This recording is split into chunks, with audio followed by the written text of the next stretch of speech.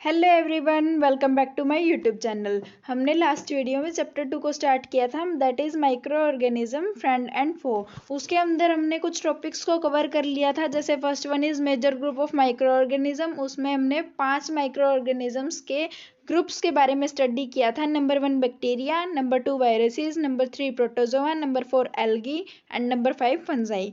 उसके बाद हमने ये देखा कि माइक्रो ऑर्गेनिज्म किस तरीके से यूज़फुल होते हैं हमारे लिए। तो उसके अलग अलग कुछ पॉइंट्स थे, जैसे first one is making of curd, second one is making of bread, third one is commercial use of microorganism and now the fourth one is medicinal use of micro organism.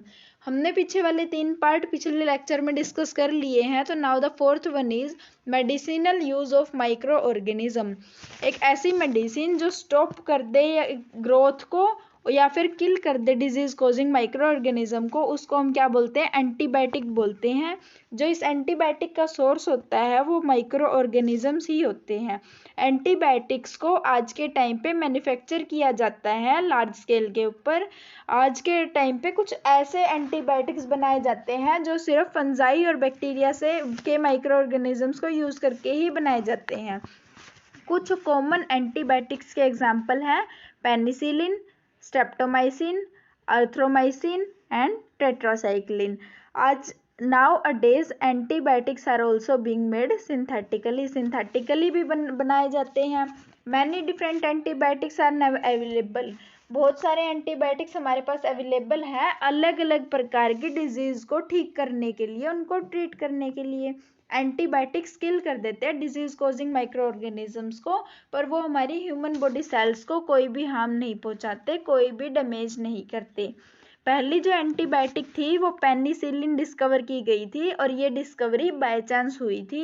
ये extract की गई थी, मतलब निकाली गई थी टिनी fungus से, जिसका नाम क्या था? पेनिसिलियम नाम था। ये कैसे हुआ था?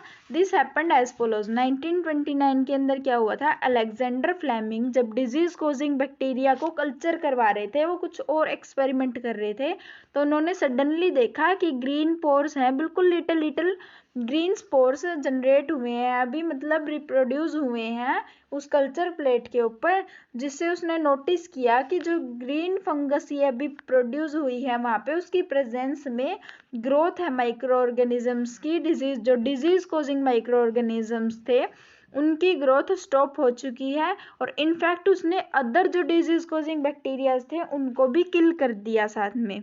तो इस फंगस का नाम क्या था? पेनिसिलियम था, जिससे हमारी पेनिसिलिन बनाई गई फर्स्ट टाइम पे। और पेनिसिलिन एक ऐसी एंटीबायोटिक मेडिसिन है जो सिर्फ जो किससे बनी हुई है? फंगस से, जिसका क्या नाम है? पेनिसिलियम है। तो पेनिसिलिन कंट्रोल करती बैक्टीरियल और फंगल इन्फेक्शन को, ये सिर्फ इन दोनों इन्फेक्शंस को कंट्रोल करती है। एंटीबायोटिक्स क्या होते हैं? हमारी बहुत सारी डिजीज ह्यूमन के अंदर ट्रीट करने के लिए यूज़ किए जाते हैं।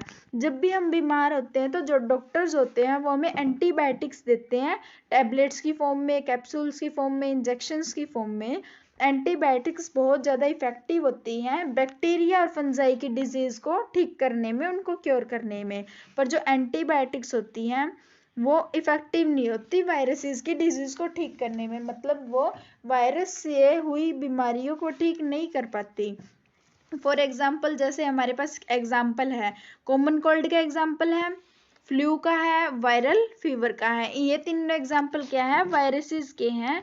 इनको एंटीबायोटिक्स क्योर नहीं कर सकती। अब कुछ ऐसी प्रिकॉशंस हैं जो हमें एंटीबायोटिक्स लेते टाइम ऑब्जर्व करनी चाहिए या उनको फॉलो करना चाहिए। जैसे नंबर 1 पे हमारे पास है, एंटीबायोटिक्स सिर्फ और सिर्फ क्वालिफाइड डॉक्टर की एडवाइस पे लेनी चाहिए। नंबर 2 क्या है? Person must complete the full course of antibiotic prescribed by the doctor, मतलब उसको फुल कोर्स करना होता है, जैसे डॉक्टर प्रिस्क्राइब करे 2 days, 3 days और 4 days एनीवेज, ठीक है। Third one is the antibiotic should be taken in proper dosages. Proper dosages में एंटीबायोटिक लेना चाहिए, जैसे हमारे डॉक्टर ने प्रिस्क्राइब किया है, हमें बताया है। अगर कोई भी पर्सन एंटीबायोटिक्स को प्रॉपर डोज में नहीं लेता है, वो या तो उसको ज़्यादा अमाउंट में यूज़ कर ले या उसको कम अमाउंट में यूज़ करे, तो उससे क्या होएगा? एंटीबायोटिक्स लेस इफेक्टिव हो जाती है उस पर्सन के लिए, अगर वो फ्यूचर में उनको यूज़ करता है तो। Now the fourth one is antibiotic should be taken unnecessarily, should not be taken unnecessarily. अगर उसकी ज़रूरत है तो ही उसे यूज़ करना चाहिए, अननेसेसरीली लोगे तो वो क्या करेंगे, हमारी बॉडी के अंदर जो यूज़फुल बैक्टीरियाज होते हैं उनको हार्म कर सकते हैं, उनको हार्म पहुंचा सकते हैं।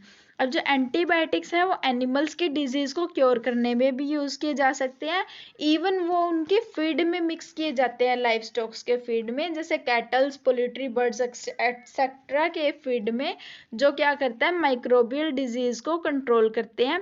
Antibiotics are also use to control many plant diseases. बहुत सारी प्लांट डिजीज़ को कंट्रोल करने में भी एंटीबायोटिक को यूज़ किया जाता है। Now the next topic is vaccine. Vaccine वैसे आपने आजकल के टाइम पे तो वैसे भी सबको पता ही होगा वैक्सीन होती क्या है। कोरोना में हमने 2 डोज अभी तक ली है एंड थर्ड वन भी डोज चली हुई है हमारी।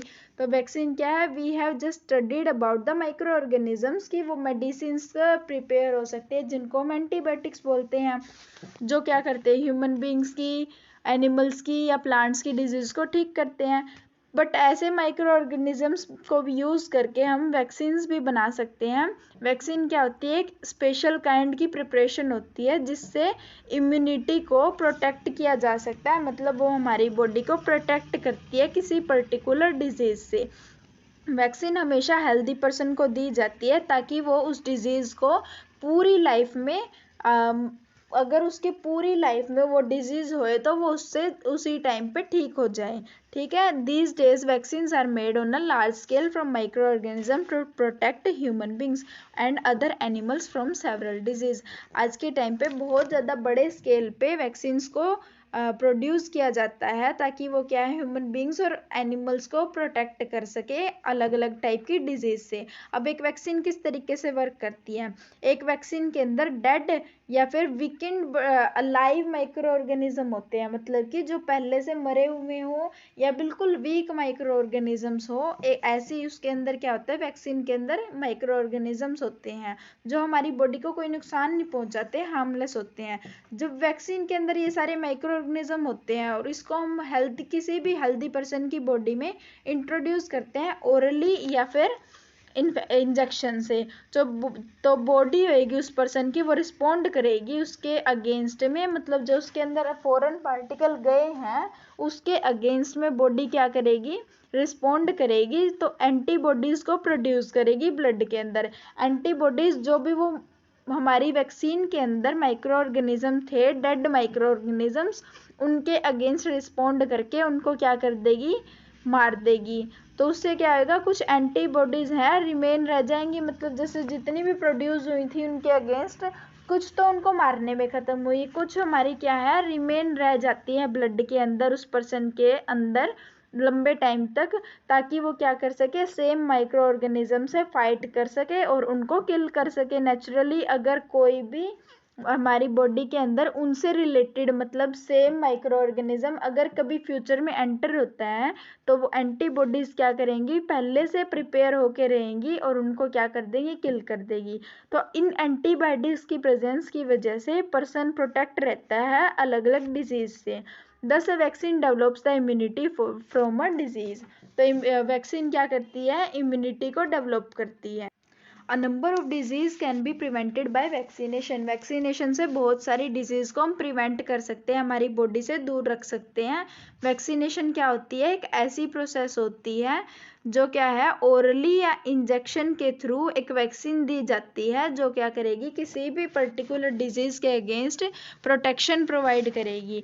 गुड हेल्थ रखने के लिए हमें वैक्सीनेशन टाइम पे करवाना ज़रूरी होता है ताकि हम डिजीज़ से क्या कर सके, प्रिवेंशन ले सके या प्रोटेक्शन ले सकें। अब ये हम सबको पता है कि जो चिल्ड्रंस होते हैं उनको डिजीज़ का सबसे ज़्यादा खतरा रहता है, तो चिल्ड्रंस को वैक्सीनेट करवाते रहना चाहिए प्रॉपर एजेस पे जिस टाइम भी उनकी ज़रूरत होती है, ताकि इम्यूनिटी उनकी स्ट्रॉन्ग बनी रहे। अब जो डिजीज़ है which can be prevented by vaccination of children at proper age, अगर किसी भी चिल्ड्रंस की प्रॉपर एज पे अगर हम क्या करवा दें, उसकी वैक्सीनेशन करवा दें, तो वो किस किस डिजीज़ से बचा रह सकता है, that is polio, smallpox, cholera, typhoid, hepatitis, tuberculosis, tetanus, measles, rabies, diphtheria, pertussis जिसको हम whooping cough भी बोल देते हैं, ये सारी डिजीज़ हमारी वैक्सीनेशन से क्योर हो सकती है। अब फाइटिंग कैपेबिलिटी को डेवलप करने के लिए बॉडी के अंदर जो हम वैक्सीनेशन करते हैं उसको हम क्या बोलते हैं, इम्यूनाइजेशन बोलते हैं, जिससे हमारी फाइटिंग कैपेबिलिटी क्या है बॉडी के अंदर डेवलप हो जाती है। आफ्टर गेटिंग वैक्सीनेटेड होने के बाद चाइल्ड क्या है, इम्यून हो जाता है किसी भी पर्टिकुलर डिजीज़ के लिए, मतलब उसका जो बॉडी है वो किसी भी उस पर्टिकुलर डिजीज़ के लिए रेडी रहती है अगर वो उसके पैथोजेंस एंटर करते हैं तो, मतलब कि वो चाइल्ड प्रोटेक्ट है उस डिजीज़ के अगेंस्ट पे, उसको ये कभी भी बीमारी फिर आगे फ्यूचर में नहीं होएगी।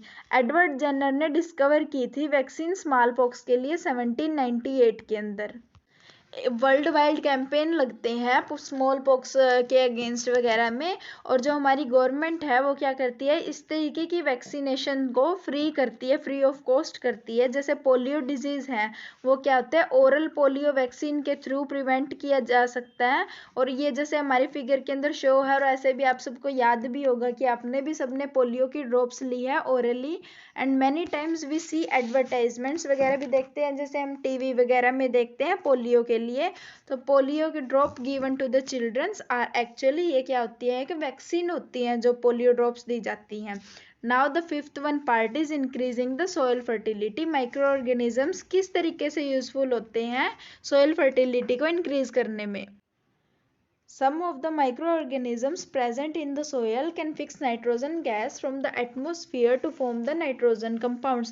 It means कि कुछ ऐसे microorganisms हमारी soil के अंदर present होते हैं जो नाइट्रोजन गैस को फिक्स करते हैं एटमोसफियर से नाइट्रोजन कंपाउंड्स के अंदर।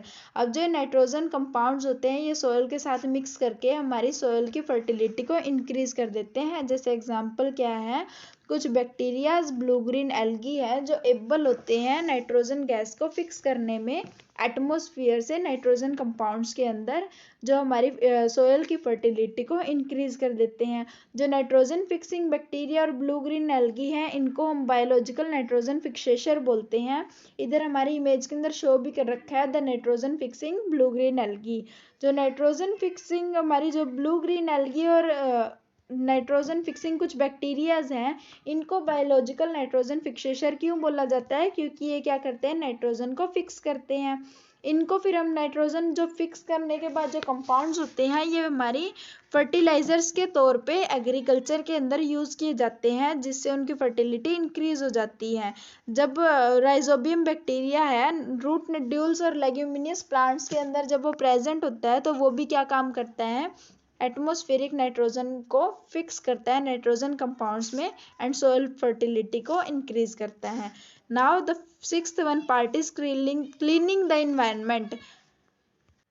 कुछ ऐसे माइक्रो ऑर्गेनिजम्स होते हैं जो डिकम्पोजर का काम करते हैं, हमारे जो डेड रिमेन्स होते हैं प्लांट्स और एनिमल्स के उनको क्या करते हैं, डिकम्पोज करते हैं। harmful and smelly dead remains of the plants and the animals and animal waste into harmless material they clean the environment। इस तरीके से वो हमारे environment को clean करते हैं कि वो हमारे जो dead remains होते हैं मतलब plants और animals और animal waste वगैरह के इन सब के डेड रिमेन्स को डिकम्पोज कर देते हैं और इन्वायरमेंट को क्लीन करते हैं, उनको कन्वर्ट कर देते हैं हार्मलेस मटेरियल्स के अंदर। हाउएवर अगर बाई चांस मान लो माइक्रो ऑर्गेनिजम्स नहीं होते हमारे इन्वायरमेंट में, मतलब डिकम्पोजर्स नहीं होते तो सोयल के अंदर, तो जो डेड प्लांट्स और डेड एनिमल्स हैं वो क्या करते हैं, सड़ते रहते हैं हमारे इन्वायरमेंट के अंदर, तो जिससे हमारा इन्वायरमेंट डर्टी हो जाता है। तो क्लीनिंग के साथ साथ हमारे जो माइक्रो ऑर्गेनिजम्स होते हैं वो रिसाइकिल करते हैं न्यूट्रिएंट्स को जो डेड प्लांट डेड एनिमल्स और एनिमल वेस्ट के अंदर प्रेजेंट होते हैं in the nature which can then be feed as food by used as food by green plants उनको क्या करते हैं फूड के तौर पे यूज कर लेते हैं। If there were no micro organism तो न्यूट्रिएंट प्रेजेंट होते हैं जो डेड प्लांट डेड एनिमल और एनिमल वेस्ट के अंदर, वो भी कभी न्यू प्लांट्स के लिए रिलीज नहीं होते। नाउ अब हमने जैसे लास्ट टॉपिक में देखा था कि माइक्रो ऑर्गेनिजम्स किस तरीके से हमारे लिए यूजफुल होते हैं। नाउ अब हम देखेंगे कि हार्मफुल किस तरीके से है हमारे micro organisms. Micro organisms can be harmful in many ways, वो बहुत सारे वेज में हमारे लिए हार्मफुल भी साबित हो सकते हैं। जैसे एग्जांपल है, माइक्रो ऑर्गेनिजम्स ह्यूमन बींग्स के अंदर डिजीज भी कॉज कर सकते हैं, एनिमल्स के अंदर कॉज कर सकते हैं, प्लांट्स के अंदर कॉज कर सकते हैं। ऐसे माइक्रो ऑर्गेनिज्म जो डिजीज कॉज करते हैं उनको पैथोजेंस बोलते हैं। Pathogens, PATHOGENS। This pathogens are disease causing micro organisms. तो पैथोजेंस बैक्टीरिया भी हो सकते हैं, वायरस भी हो सकते हैं, प्रोटोजोआ भी हो सकते हैं, फंजाई भी हो सकते हैं, मतलब कि पैथोजेंस कुछ भी हो सकते हैं। माइक्रो ऑर्गेनिजम्स जो डिजीज कॉज करते हैं वो कौन कौन सी कॉज कर सकते हैं? Tuberculosis, tetanus, diphtheria, whooping cough, cholera, typhoid, AIDS, food poisoning, malaria, small pox and chicken pox etcetera. ये सारी ऐसी डिजीज हैं जो क्या है, पैथोजेंस कॉज करते हैं। कुछ माइक्रो ऑर्गेनिजम्स तो क्या करते हैं, फूड को स्पॉइल भी कर देते हैं, क्लोथिंग को स्पॉइल कर देते हैं, लेदर ऑब्जेक्ट्स को भी खराब कर देते हैं। अब हम स्टडी करते हैं कि उनकी एक्टिविटीज के बारे में, वो किस तरीके से हार्मफुल होते हैं। कुछ डिजीज कॉजिंग माइक्रो ऑर्गेनिजम्स होते हैं ह्यूमंस के अंदर, वो क्या करते हैं, बॉडी के अंदर एंटर कर जाते हैं एयर के थ्रू, जिससे हम क्या करते हैं, सांस लेते हैं, वाटर के थ्रू जहाँ जिससे हम ड्रिंक करते हैं, फूड वी ईट उसके थ्रू भी क्या कर सकते हैं, माइक्रो ऑर्गेनिजम्स बॉडी के अंदर एंटर कर सकते हैं। अब जो डिजीज कॉजिंग माइक्रो ऑर्गेनिजम्स हैं वो ट्रांसमिट भी हो सकते हैं डायरेक्ट कंटेक्ट से, किसी भी इन्फेक्टेड पर्सन के कंटेक्ट में, या फिर कुछ ऐसे जिनके अंदर क्या है, इंसेक्ट वगैरह कैरिड हो, या कोई अदर एनिमल्स के कंटेक्ट से। जब पैथोजेंस हमारी बॉडी के अंदर क्या कर जाते हैं, एंटर कर जाते हैं, तो वो डिजीज कॉज कर देते हैं। एक पर्सन के अंदर डिजीज कॉजिंग माइक्रो ऑर्गेनिज्म है उसकी बॉडी में, ठीक है, तो उसको हम क्या बोलेंगे, इन्फेक्टेड पर्सन बोलेंगे। मतलब जो person micro organism disease causing वाला उसको अपनी बॉडी के अंदर कंटेन करता है, तो उसको हम इन्फेक्टेड पर्सन बोलते हैं। ऐसे माइक्रोबियल डिजीज जो स्प्रेड होते हैं, मतलब कि फैलते हैं किसी इन्फेक्टेड पर्सन से हेल्दी पर्सन के अंदर, एयर, वाटर, फूड और फिजिकल कंटेक्ट के थ्रू, मतलब डायरेक्ट और जैसे भी कंटेक्ट के थ्रू होंगे, उसको कम्युनिकेबल डिजीज बोलते हैं। कम्युनिकेबल डिजीज के अंदर जो डिजीज कॉजिंग हमारे जर्म्स होते हैं, ऐसे मतलब पैथोजेंस होते हैं, वो ट्रांसमिट हो जाते हैं ह्यूमन बींग से और दूसरे एनिमल से इन्वायरमेंट के अंदर, ताकि वो दूसरे ह्यूमन बींग को भी अपनी उसमें ले सकें, डिजीज कॉज कर सके उनके अंदर भी। कुछ एग्जाम्पल्स हैं जैसे common cold, cholera, chicken pox, tuberculosis, malaria, AIDS. ये क्या है, ऐसे डिजीज हैं जो कम्युनिकेबल है, मतलब कि डायरेक्ट कंटेक्ट के थ्रू भी ये फैल सकते हैं। फॉर एग्जाम्पल हमारे पास है कॉमन कोल्ड। ये क्या करता है, स्प्रेड करता है by breathing air containing the micro organism, मतलब ऐसी एयर जिसके अंदर ये माइक्रो ऑर्गेनिजम्स हैं, उसको ब्रीद करने से ये फैलता है। दिस हैपन्स एज फॉलो, जैसे इसकी मैं प्रोसेस बताती हूँ कि जो डिजीज है हमारे पास कॉमन कोल्ड, ये क्या है, एक वायरस है। जब एक पर्सन सफ़र होता है कॉमन कोल्ड से, तो वो इन्फेक्ट हो जाता है कॉमन कोल्ड के वायरस से। जब person suffering from common cold sneezes or find droplets of moisture carrying thousands of common cold virus, मतलब जब कॉमन कोल्ड का कोई भी पर्सन होएगा जिसको कॉमन कोल्ड हुआ है, वो अगर इन्वायरमेंट के अंदर स्नीज करता है, छींकता है, तो छोटी छोटी ड्रॉपलेट्स हैं मॉइस्चर की, वो बाहर आएंगी, जिनके अंदर क्या आएंगे, बहुत ज़्यादा अमाउंट में कॉमन कोल्ड के वायरस होंगे, और वो हमारी एयर के अंदर या उसके अराउंड क्या हो जाएंगे, स्प्रेड हो जाएंगे। जब कोई भी हेल्दी पर्सन उस कंटामिनेटेड एयर को ब्रीद करेगा, तो वो जो कॉमन कोल्ड के वायरस थे वो भी उसकी बॉडी के अंदर एंटर कर जाएंगे, और उसको भी फिर क्या है, कॉमन कोल्ड की डिजीज़ हो जाएंगी। अब जो ये कम्युनिकेबल डिजीज़ होती है, ये क्या कर सकते हैं, स्प्रेड होती हैं, किस वे में हो सकती हैं और किस तरीके से इनकी डिजीज़ हो सकती है, जैसे by breathing of air containing the micro organism, ऐसी एयर को ब्रीद करना जिसके अंदर माइक्रो ऑर्गेनिजम्स हैं। Number 2, by taking infected food और वाटर, या ऐसे खाने को खाना या पानी को ऐसा पीना जो इन्फेक्टेड है, या फिर थ्रू इंसेक्ट बाइट्स, जैसे कि मॉस्किटो वगैरह काटते हैं तो मलेरिया हो जाता है। Number 4, by sharing infected injection needles वगैरह को भी, जैसे एड्स की प्रॉब्लम है, वो क्या है, इन्फेक्टेड पर्सन को अगर नीडल यूज़ की है और उसके बाद हेल्दी पर्सन को यूज़ की है, तो वहाँ से भी वो क्या है, ट्रांसफ़र हो जाता है। And number 5 is by physical contact with an infected person, जैसे उसका कोई भी सामान यूज़ करना, टॉवल, क्लॉथ, बेड यूटेंसिल, इस तरीके की चीज़ों को यूज़ करना।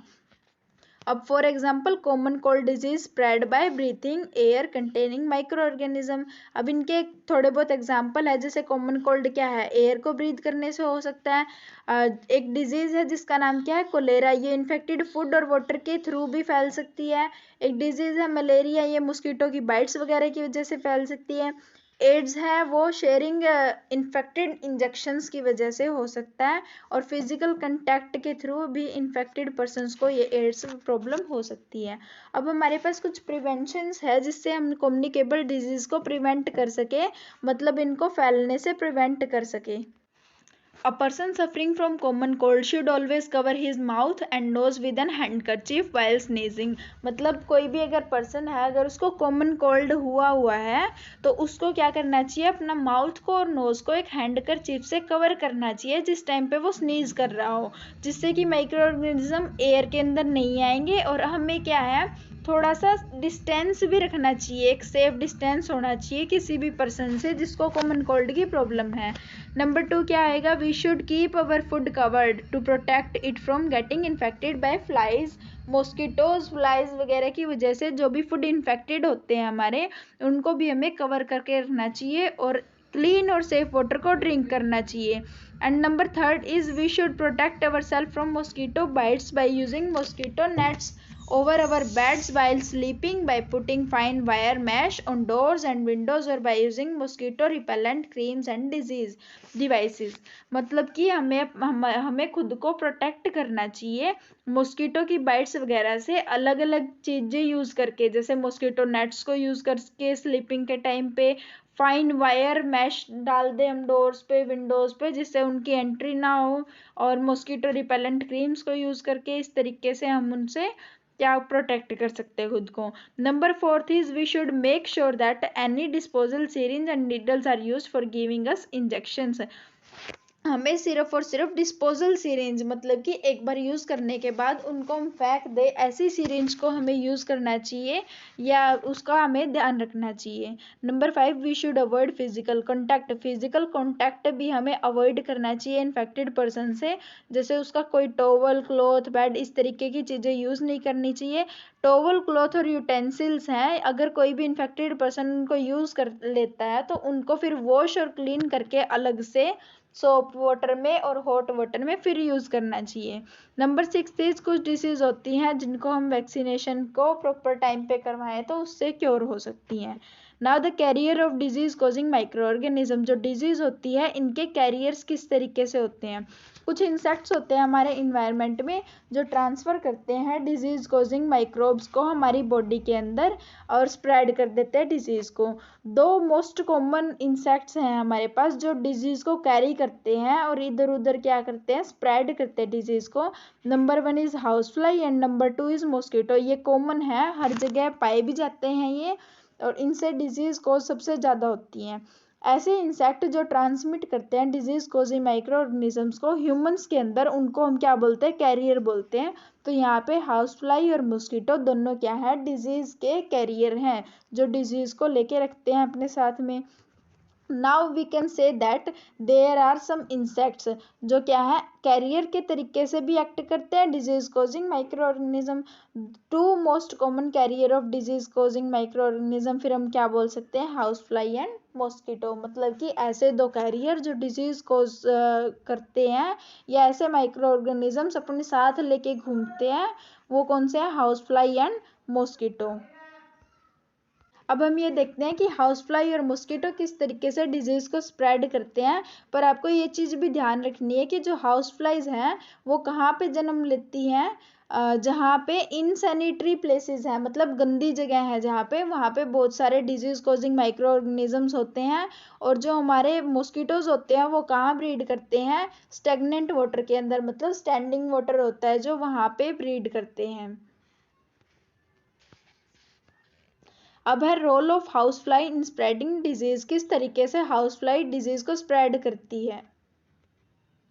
हमारी जो हाउस फ्लाइज होती हैं वो क्या करती है, गार्बेज डंप्स के ऊपर एग्स को ले करती हैं। तो वहाँ पे इसका मतलब क्या हुआ कि जो हाउस फ्लाइज हैं वो कहाँ पे ब्रीड करती हैं, डंप्स के ऊपर, गार्बेज डंप्स के ऊपर, मतलब कचरे के ऊपर वो क्या करती है, ब्रीड करती हैं। अब जो हाउस फ्लाइज होंगी वो क्या करेंगी, garbage, animal excreta, dead organic matter, expose human food, इस तरीके की चीज़ों पे उनका घूमना क्या होता है, उनका नेचर होता है। उनकी बॉडी के ऊपर जो हाउस फ्लाइज होती है उनकी बॉडी और लेग्स के ऊपर है ना छोटे छोटे बिल्कुल फाइन हेयर्स होते हैं। तो जब कोई भी हाउस फ्लाई है गार्बेज हीप, ह्यूमन एक्सक्रीट और कोई भी कचरे के ऊपर बैठती है तो वहाँ पे बहुत सारे अमाउंट में डिजीज कॉजिंग माइक्रो ऑर्गेनिजम्स होते हैं जो प्रेजेंट होते हैं, उनके स्टिकी और हेयर लेग्स के ऊपर क्या है, चिपक जाते हैं वहाँ पे। उसके बाद जैसे ही वो माइक्रो ऑर्गेनिजम्स के ऊपर मतलब उसकी बॉडी के ऊपर स्टिक हो चुके हैं माइक्रो ऑर्गेनिज्म, तो वो वहाँ से हमारे अनकवर्ड फूड के ऊपर आती है और वहाँ से क्या है, माइक्रो ऑर्गेनिज्म हमारे अनकवर्ड फूड के ऊपर आ जाते हैं। तो इसके बाद क्या होता है, जब कोई भी मतलब माइक्रो ऑर्गेनिज्म ट्रांसफ़र हो चुके हैं हमारे फूड के ऊपर जो अनकवर्ड था उसके ऊपर, इस वे में हमारे फूड गेट कंटामिनेटेड, फूड हमारा क्या हो चुका है, कंटामिनेटेड हो चुका है with the disease causing micro organism. जब ये कंटामिनेटेड फूड कोई भी पर्सन कंज्यूम करता है तो डिजीज कॉजिंग माइक्रो ऑर्गेनिज्म है वो उसकी बॉडी के अंदर एंटर कर जाते हैं, बहुत सारी डिजीज भी कॉज करते हैं। उससे हमारे पर्सन क्या होते हैं, बीमार हो जाते हैं। तो दस the Housefull carries disease causing micro organism अपने हेयर के ऊपर, उनके जो मतलब लेग्स होते हैं वहाँ पे उनके हेयर होते हैं या फिर अदर बॉडी पार्ट्स के ऊपर हेयर होते हैं, वो क्या करते हैं, डिजीज कॉजिंग माइक्रो ऑर्गेनिज्म को या जर्म्स को क्या करते हैं, अपन कैरी करते हैं। कुछ हार्मफुल डिजीज है जो हाउस फ्लाइज के थ्रू होती हैं, वो क्या होगी, कलेरा, ट्यूबरक्लोसिस, टाइफाइड और डिप्थेरिया। ये देखो इसके अंदर हमारे पास एक इमेज भी शो कर रखी है कि इसके अंदर क्या आएगा, जैसे हमारे पास गार्बेज हीप था, यहाँ से क्या हुई, जैसे ही हाउस फ्लाई यहाँ से निकली, इसने अपने पास क्या बहुत सारे million of micro organism contain कर लिए अपने पास, इसके अंदर हैं। यहाँ से ही जैसे ही हमारे फूड के ऊपर, अनकवर्ड फूड के ऊपर बैठेंगी तो इसके अंदर क्या होंगे, माइक्रोब्स आ जाएंगे और हमारे क्या है, कंटामिनेट हो जाएगा पूरा फूड। अब इसकी कुछ प्रिवेंशंस है स्प्रेडिंग ऑफ डिजीज़ की, ये देख लेते हैं हम लोग। जैसे we should not leave house hold garbage here and there, कहीं भी इधर उधर हमें कचरा नहीं डालना चाहिए। Garbage should be put in the garbage bins which should be keeped covered, garbage bins के अंदर ही डालना चाहिए जो कवर्ड हों, ठीक है। नंबर 2 पे क्या आएगा, food should always be keeped covered so that flies can not sit on it, food भी हमेशा कवर्ड होना चाहिए। और अनकवर्ड फूड आइटम्स को, जैसे रोड साइड स्टॉल्स भी होते हैं, वहाँ से हमें क्या करना चाहिए, अवॉइड करना चाहिए। और the fly should be killed by using insecticide spray and baits वगैरह यूज़ करके भी हम फ्लाइज को किल कर सकते हैं। कुछ ऐसी डिजीज़ जो स्प्रेड होती है हाउस फ्लाइज के थ्रू, वो वैक्सीनेशन से भी प्रिवेंट हो सकती है, तो हमें टाइम टू टाइम वैक्सीनेशन भी करवाना चाहिए। Role of mosquito in spreading disease के बारे में हम नेक्स्ट लेक्चर के अंदर स्टडी करेंगे।